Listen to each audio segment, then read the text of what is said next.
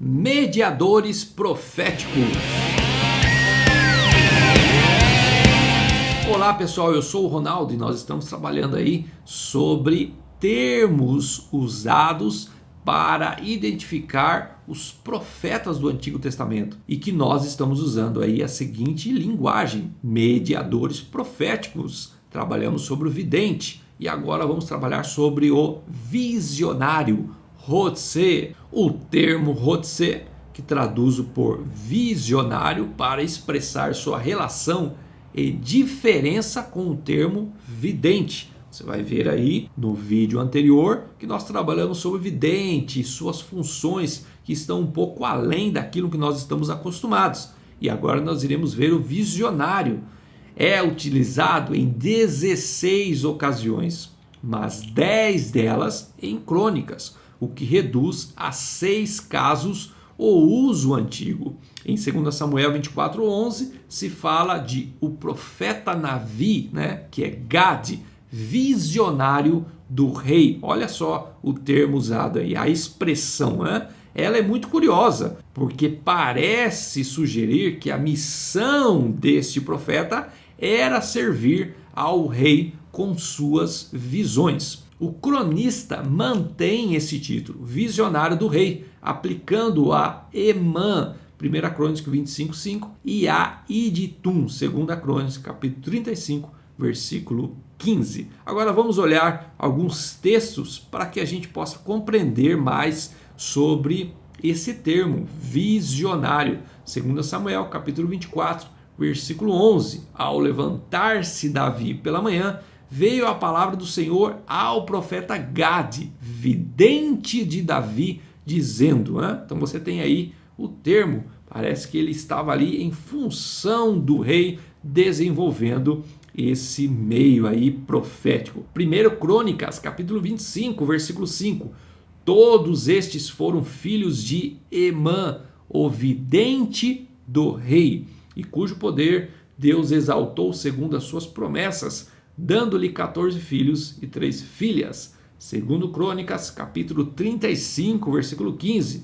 Os cantores, filhos de Asaf, estavam nos seus lugares, segundo o mandado de Davi, e de Asaf, e de Emã, e de Gedutum, vidente do rei, como também os porteiros a cada porta. Não necessitaram de se desviarem do seu ministério, porquanto seus irmãos, os levitas, prepararam o necessário para eles. No entanto, disto não podemos deduzir que o visionário seja um personagem apenas da corte.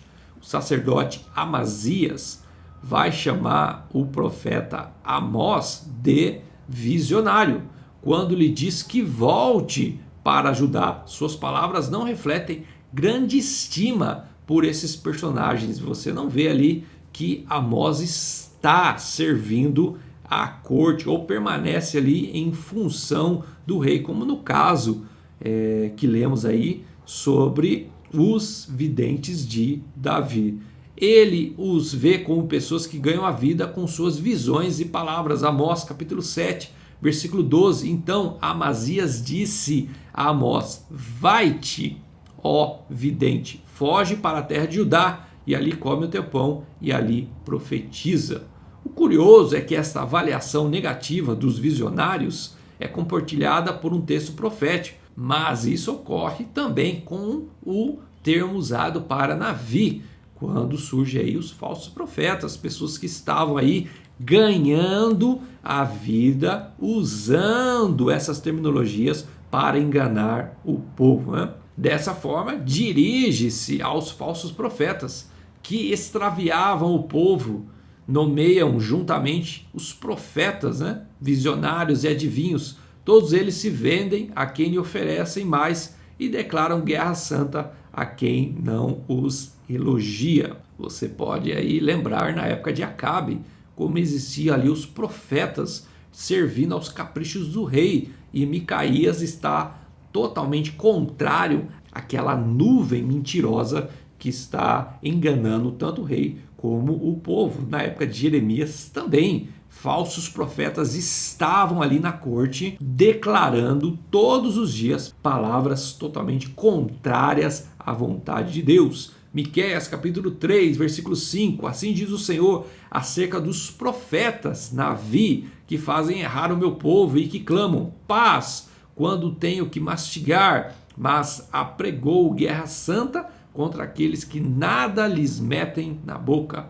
Ou seja, quem estava dando presentes, eles estavam falando paz, mas quem não tinha, como o pobre, eles simplesmente se calavam e não falavam nada. Portanto, se vos fará noite sem visão e tereis trevas sem adivinhação, por-se-á o sol sobre os profetas Navi e sobre eles se enegrecerá o dia. Os videntes, Roê, se envergonharão e os adivinhadores se confundirão. Sim, todos eles cobrirão seu bigode, porque não há resposta de Deus. No entanto, predomina a visão positiva desses personagens, por mais que as escrituras mostrem aí uma categoria de mediadores falsos, usando esse comportamento visionário para enganar as pessoas. Há também, de forma positiva e uma ênfase gloriosa sobre os personagens visionários de forma positiva, como já lemos ali, visionários do rei Davi, que serviam na corte e ajudavam a Davi na administração do reino.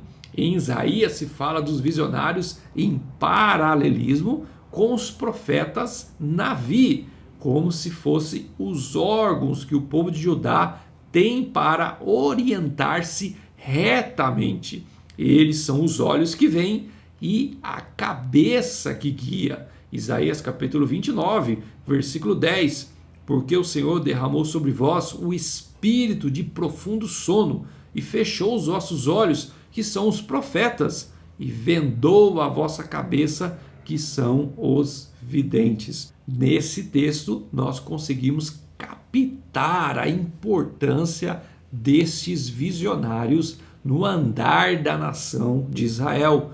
Provavelmente esses dois termos, visionários e profetas, foram acrescentados mais tarde como glosa explicativa, mas o glosador via essas pessoas como seres fundamentais para a sociedade.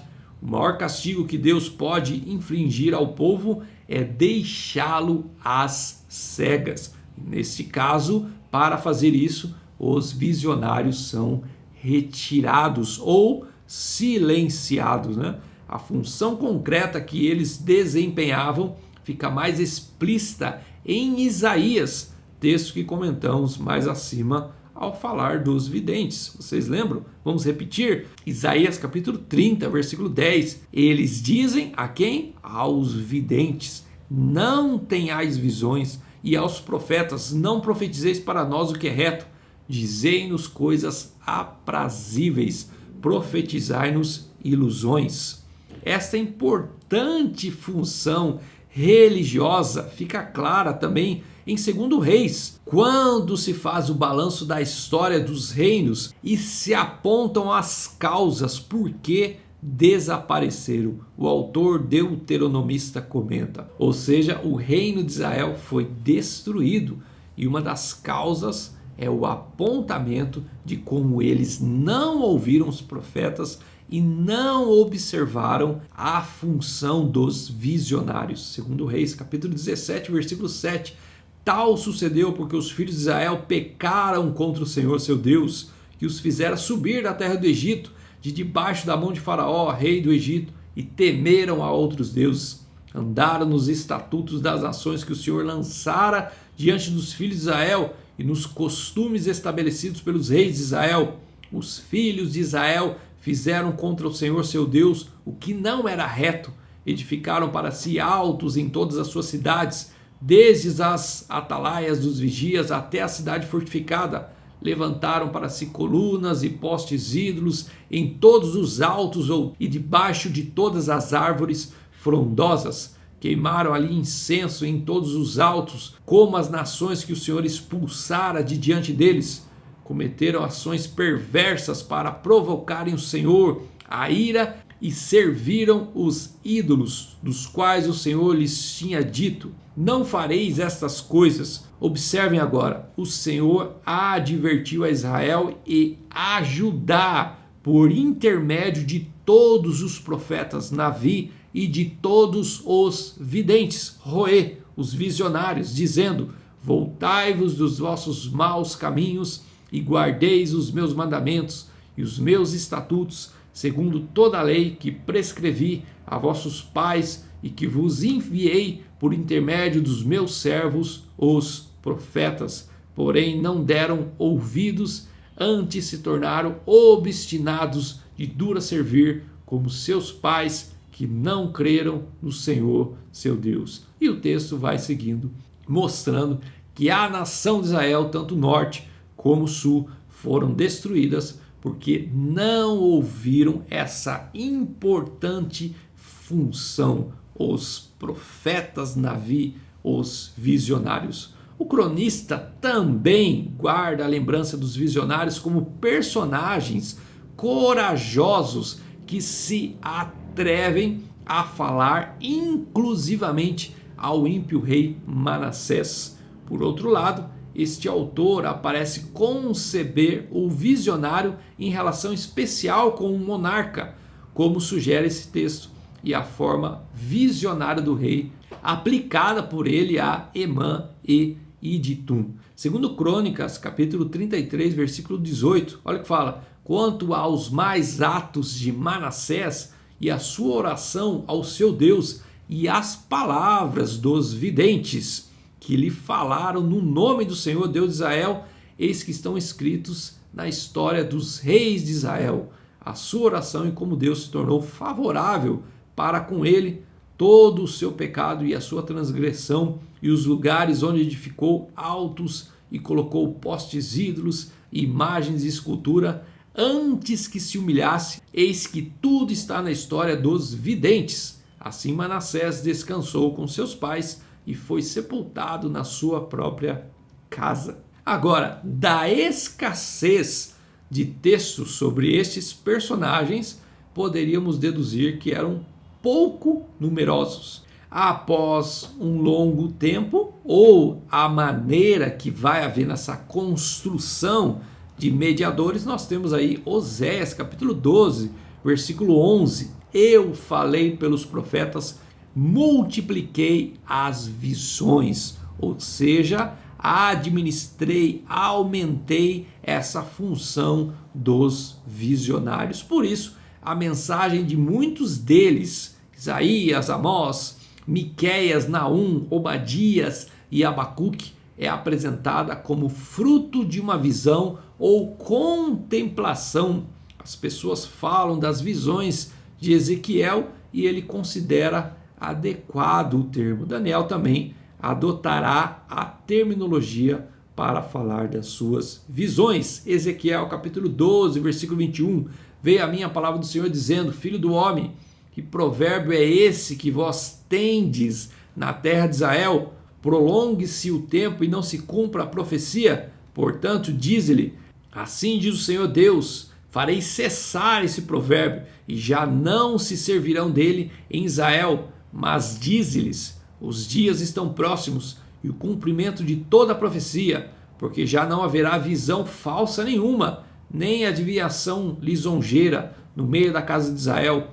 Porque eu, o Senhor, falarei, e a palavra que eu falar se cumprirá, e não será retardada. Porque em vossos dias, ó casa rebelde, falarei a palavra e a cumprirei, diz o Senhor Deus. Veio-me ainda a palavra do Senhor dizendo: filho do homem, eis que os da casa de Israel dizem: a visão que tem este é para muitos dias, e ele profetiza de tempos que estão muito longe. Portanto, diz-lhes: assim diz o Senhor Deus, não será retardada nenhuma das minhas palavras, e a palavra que falei se cumprirá, diz o Senhor Deus. Não tão lembrados na questão do título, mas podem ser vistos no exercício da função, quando falavam palavras, confrontavam reis, e isso faziam através da função visionária. mediadores proféticos de forma visionária. Ok, pessoal? Valeu!